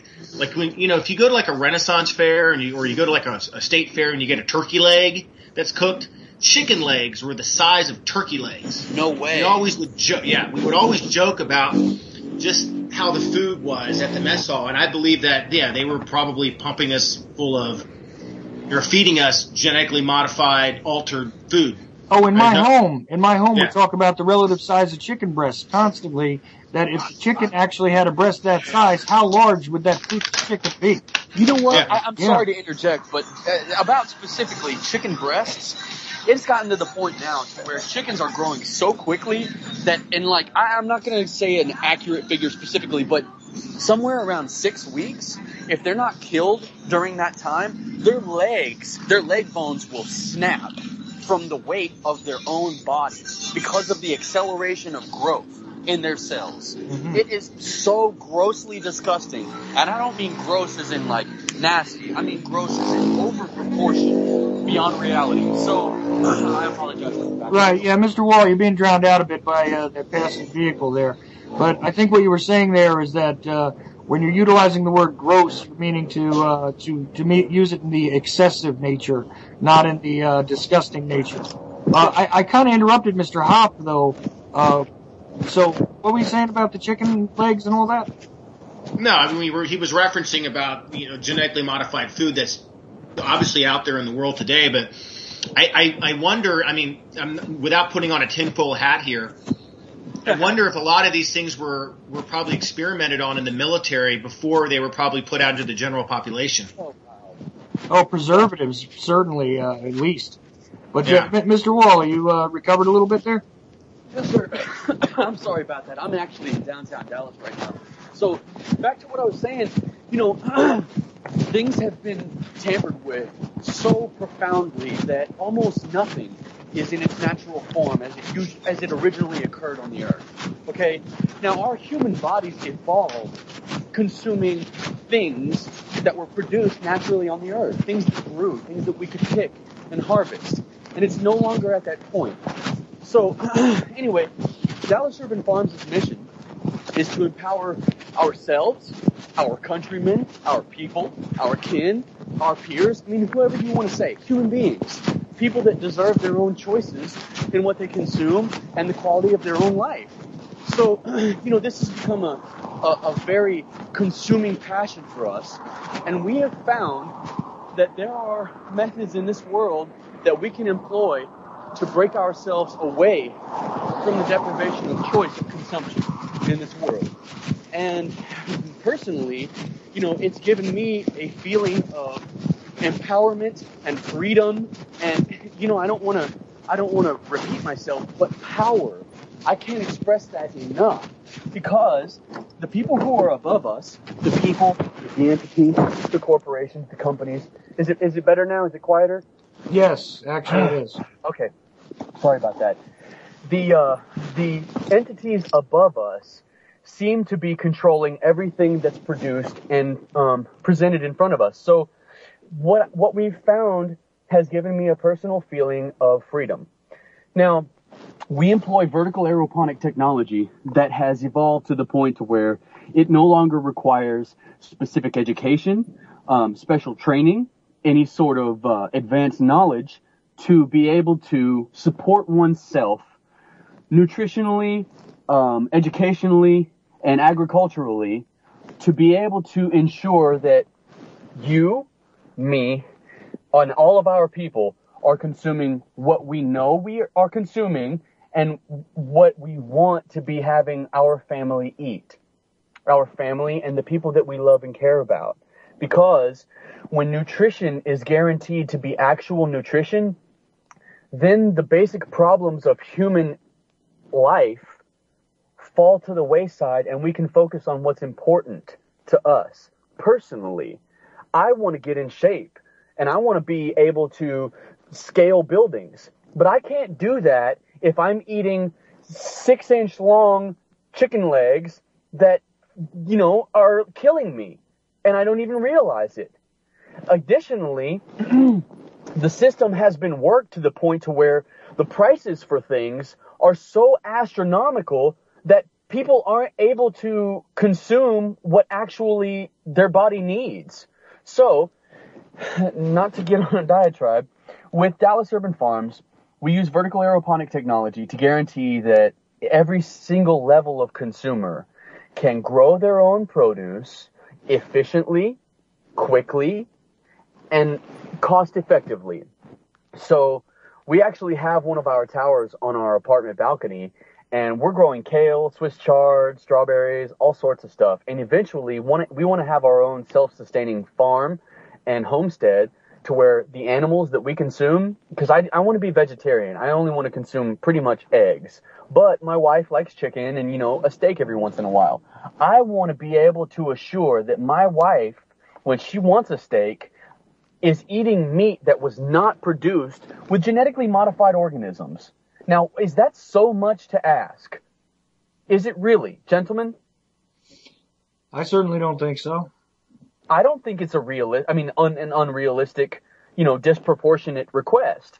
Yet, it seems to be one of the most difficult things to guarantee in our society, specifically America, because a lot of GMOs are being rejected in other countries and continents. But, with us, I want to be able to grow our own stuff and then feed my animals that stuff so that the people who don't want to just eat fruits and vegetables, they're able to eat also nutritional, non-poisoned food.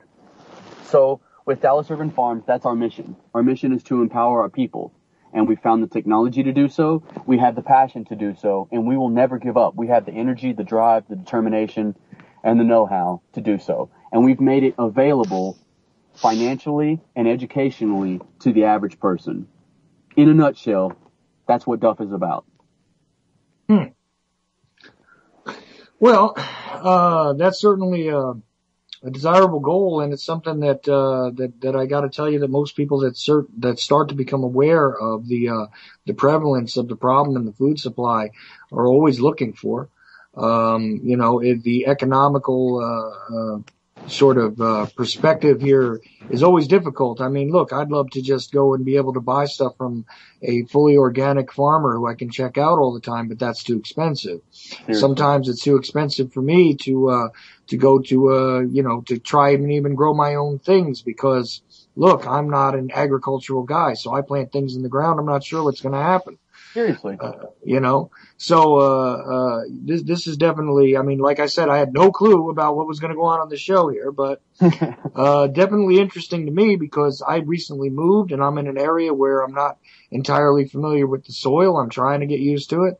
And the type of vertical aeroponic stuff that you're talking about is exactly what it is I think I'm needing over here. Because I'm in a suburban area of sorts, but there's not a lot of property. There's not a lot of sun. There's not a lot of this, that, the third thing. So I have to work with limited space and limited resources. So absolutely. And I'm sure that is the case with a lot of people, and more people than not care about their food for sure. Heck, it's the case for us. Yeah, can I interject here? Oh yeah, go ahead. Yeah, you know, where Max was referencing kind of the cost of food, and he probably can, you know, answer this more eloquently than I can, and probably has much more data to provide for it. But the reason organic foods cost what they do is because that's actually the real cost of food in some regards, and the reason the other food, the garbage food that's out there in the world, is being subsidized by taxpayers. Oh my gosh! If you remove the subsidies from the corns and the wheats and the other garbage that's being fed us, it would almost be more expensive than organic, locally grown food. I wish you could see me right now, my brother. I am shaking my head. You got me started. It would absolutely be more expensive because not only would you have to grow it, but then you'd have to ship it. And that's the other problem, and that's where they're trying to save money and da-da-da-da-da. So all that stuff goes into the equation. But the simple fact that it's just not good to begin with on a cellular level is the thing that frightens me because I have children. That's the level that's most important too. Gentlemen, I apologize if this is bad language, but I'm so pissed at our system that has allowed and encouraged this sort of thing to come about. You're exactly right with the government subsidies. It makes it so much easier for the incredibly more rich entities to produce the nutrient, absent. Deficient. Yeah. No. The nutrient absent food than it is for real human beings who care about their people to produce real food that have real phytonutrients and its actual whole food nutrition. Additionally, something that hasn't necessarily been mentioned yet is that the USDA puts these farms through the ringer to get their stuff organic certified. And it's the USDA organic certified label that people look for in this day and age. Did you know that it takes 3 freaking years for a farm to be USDA certified organic? They have to pay extra fees. They have to pay extra fines. They have to wait time and produce things less cost efficiently for 3 years before they can even charge more for their organic food. And yes, you're exactly right. Real food has a specific price tag and stuff that you can't buy artichoke for 50 cents. It's not artichoke. It's something that looks like artichoke with nothing in it. Yeah, but the thing is, they're wanting to, when you have food that lacks nutrients, they know that your body you will eat more of that food to try to get nutrients. So you end up, that's why we have such an obesity problem at the same time. Oh yeah, that's the starvation by volume concept, which is they're eating tons of crap, but they're actually not getting the things they need. So you're eating a ton as opposed to the 1 pound that you actually need, and your body keeps telling you you're hungry. Well, it is because it's not actually being fed. It's building up excess and God knows what sort of toxic. And that's another reason you become obese is the fat cells. The fat is trying to protect the body from the toxins that are in the food. Right. Additionally, the actual, there was a biological evolutionary trait that we got back in the day when we weren't 100% supplied with food consistently. When you start starving your body, it stores fat more efficiently when you're in starvation mode. So when you're not getting the proper nutrients in your body, it stores fat because it thinks that there's no food available because you're not actually consuming any food. Yeah, that's why, and by the way, I'm very big into this. I'm very, on a side note, obviously I'm a novelist and it's what I do full time, but my wife and I, watch carefully what we consume, what we put in our body and what we give our children as well. Amen. In some ways people consider us kind of these, like sugar is poison to us. We will indulge in it now and then, but, we like my wife will take the girls to, parties and they're the ones that they don't get cupcakes and the cake and the ice cream and her friends look at her like she's crazy. That. Yeah, exactly. Seriously. It's an interesting, and it's a very interesting thing. So I'm definitely in tune with where you're coming from, Max, and I embrace what you're doing, and I think what you're doing is amazing. The thing is that more people are becoming aware of what's going on in the world, and they're coming from all different, spectrums in life, from all different walks of life. There's an awareness that's happening around the world. It's growing. Yeah, absolutely. And the revolution is growing. Yeah, but the revolution is coming not just from the food they're trying to stuff down our face, but the laws, the overregulation of what they're trying to do to our lives, the freedom they're taking from us. It's across the board. I think people are getting fed up. Yeah, it's a whole integrated problem because, the laws affect the food, which affects the people, which affects the, everything. It's like a domino effect in every which direction you could think about, exponentially. And, but my thing is that, quite honestly, in these current economic conditions, it's almost impossible to find a way to do this, to find a way to, I'm going to be a dad again in June. And, I'm like afraid of the crap that's on the shelves. I mean, I'm at a point where I'm now developing strategies. I'm not sure how I'll be able to feed myself, but I'm trying to develop strategies where I'm going to make the baby food, I'm not going to give him the stuff in the jar. Awesome. I applaud you, sir. God knows how I'm going to pull it all off, but believe me, that's what he's going to be fed. Well, the thing is that it was done before. I mean, it was done before. I mean, these modern conveniences we know of are very recent in human history. Exactly. And, we all used to grow our own food and harvest our own meat and produce our own baby food, if you want to say that specifically. But this isn't, those are part of the skill sets that I talk about in the books. Right. Is why I think if you remove if we remove the infrastructure that is government, the thin veil of society collapses, and it's because people panic, and panic ensues because people, one, don't have the resources, and two, they lack the skill set in order to survive. They know that, and then therefore they panic. Listen, I don't mean to just cut you off, as you've been cut off many times tonight. but that wasn't all in my control. But the thing is, we've only got less than, I think, 5 minutes left. And I wanted Mr. Wall to wrap up what he was saying a little bit, because I think he can. I have that feeling he's got that skill. And go ahead, Mr. Wall, please. All right, so look, the baby food thing, man, look. I want a baby so bad, and when we have a baby, I'm going to make our own baby food. I'm going to make my baby Swiss chard baby food, and I'm going to make it from my tower. So I would like to finish talking about the technology here in about maybe 30, 45 seconds. In 2.5 feet of space with 15 gallons of water and 0 dirt, maybe 20 gallons of water, you can grow 20 to 28 aeroponically grown plants that will harvest every 4 weeks, and you can spend roughly $50 a month, produce more than that in value in produce. And we actually just have recent research that shows that our produce is more nutrient dense than anything you grow in the dirt. Obviously, I just said it grows in 4 weeks, which is it's actually more than double the growth speed in traditional farming methods. And it's affordable. So if people go to www.dallasurbanfarms.com and they check out our Tower Garden page, they will see exactly what we're talking about. We have one on our patio. We have pictures of it. I have pictures on my cell phone I still haven't posted.